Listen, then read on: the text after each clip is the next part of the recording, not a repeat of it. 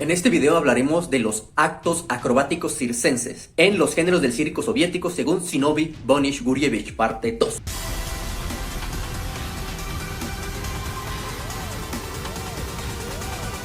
Basado en los siguientes autores. Sobre los géneros del circo soviético, de Zinovy Bonich-Gurevich. Pues la acrobacia de piso o de arena es una disciplina que es la más básica del circo. Sobre ella se construyen todas las demás disciplinas. Según el autor, el nombre de esta disciplina proviene del idioma francés, más específicamente de la palabra parterre, que significa tierra. Cita textual: con la acrobacia de piso o arena se relacionan todas las variedades de la acrobacia ejecutadas directamente en la arena: la de salto, la de fuerza, la plástica, la hípica y la de volteo. Zinovy Gurevich, 1987, página 31. Número 1. Acrobacia con báscula. La báscula es una palanca de primer grado, conformada por un fulcro y una tabla. El fulcro se coloca justo en el centro en la mayoría de los casos. El cuerpo de la tabla principal está compuesta generalmente por varias tablas de madera, las cuales son fijadas entre sí y cuyo largo es de 2 metros con 80 centímetros cada una. De ancho miden 6 centímetros y el espesor es de no menos de 3 centímetros. El fulcro se coloca generalmente a 50 centímetros del piso. Cita textual: la tabla de lanzamiento funciona por la ley de la palanca. En uno de los extremos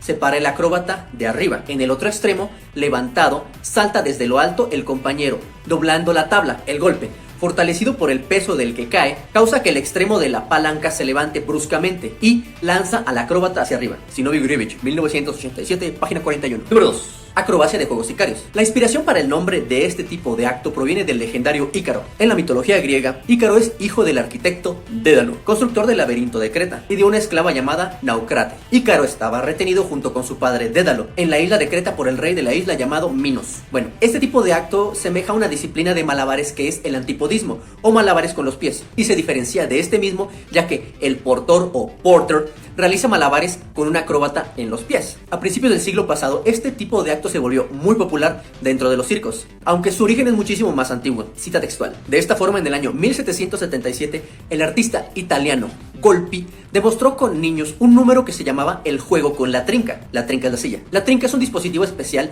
en forma de un lecho elevado. Levantando por la cintura al de abajo, la trinca le crea un apoyo cómodo para el movimiento libre de las piernas y un empuje más fuerte al de arriba. Zinovy Gurevich, 1987, página 47. Número 3.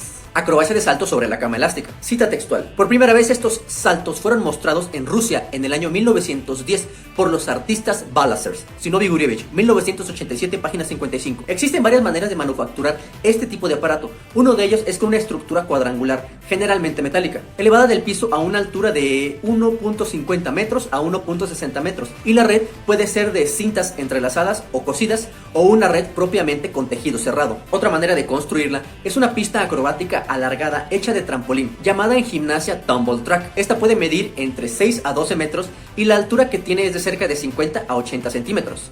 Cita textual: la cama elástica crea posibilidades ilimitadas para la demostración de los diversos saltos, por lo que se desarrolló ampliamente, no solo en el circo, sino también desde hace poco tiempo en el deporte. Zinovy Gurevich, 1987, página 55. O sea, poco tiempo en esa época. Número 4. Acrobacia rítmica y de cascada. Dentro del arte circense, según el autor, se les denomina acróbatas rítmicos a aquellos artistas que realizan saltos acrobáticos continuos, combinados con lanzamientos y propulsiones humanas entre ellos, e incluso ejercicios de mano a mano. Generalmente, este tipo de actos se realizan en parejas, y una de sus características principales es el ritmo tan rápido en el cual se realizan los ejercicios acrobáticos, los cuales se irán realizando de menor a mayor dificultad a lo largo del acto. Es decir, la dificultad irá creciendo conforme avanza el acto. En otros tipos de actos acrobáticos generalmente hay pausas para cambiar de ejercicios, o más bien pausas prolongadas. En cambio, en este tipo de actos en específico se podría decir que prácticamente no existen estas pausas. Cita textual: en algunos casos la acrobacia rítmica se une a la de cascada.